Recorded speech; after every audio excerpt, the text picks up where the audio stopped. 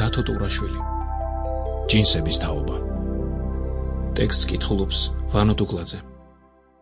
ის ლურჯი დღეები და ბავშვობის მზე. ანტონიო მაჩადოს უკანასკნელი სიტყვები. წინა სიტყვაობა.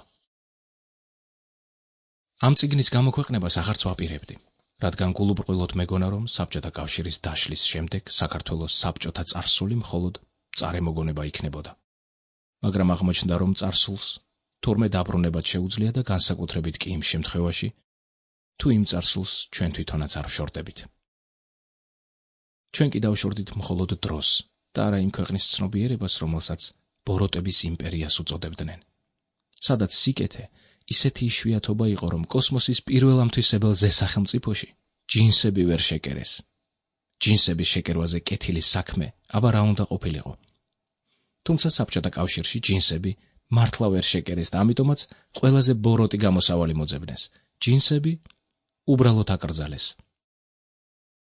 აკრძალული ჯინსები კი უფრო ტკბილი აღმოჩნდა, ვიდრე აკრძალული ხილი და თავისუფლებასავით ნანატრი ჯინსების მოპოვება საბჭოთა ადამიანებმა კონტრაბანდული გზებით სცადეს. უცხოეთის სხვადასხვა ქვეყნიდან სხვადასხვა გზით შემოღწეულ ჯინსებს შორის ზოგჯერ ნამდვილი ჯინსების აღმოჩენაც შეიძლებოდა, მაგრამ მაშინდელ საქართველოში ნამდვილი ჯინსები და საერთოდ ყველაფერი ნამდვილი, ძირითადად ამერიკული ეგონათ. რადგან მთავარი საბჭოთა პროპაგანდა ყველაზე მეტად ამერიკის შეერთებულ შტატებს ებრძოდა. მოსკოვის იდეოლოგია განსაკუთრებული მონდომებით ამერიკულ ფასეულობებს უპირისპირდებოდა, მათ შორის ჯინსებსაც, და საბჭოთა ადამიანებსაც შეცდომით ეგონათ, რომ სადაც იყო ჯინსები, ბედნიერებაც იქ იყო.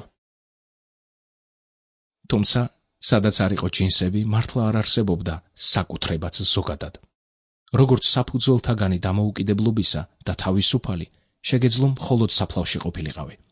უпроსწორად კი, შენი თავისუფლება საბჭოთა ხელისუფლებას მხოლოდ მაშინ არ აწუხებდა, როცა შენ უკვე საფლავში იწექი და ამიტომაც სხვა საკუთრებისგან განსხვავებით საფლავს არ შეგეცილებოდნენ.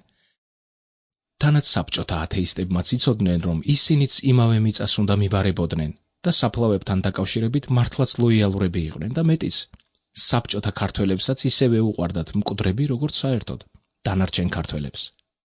შეიძლება სხვა მიზეზიც არსებობდა, მაგრამ ფაქტია, რომ საფლავის მიწა ერთადერთი საკუთრება იყო, რაც ხალხისთვის არ ენანებოდა საბჭოთა ხელისუფლებას და საბჭოთა ქართველის დეგრადირებაც აქედან დაიწყო.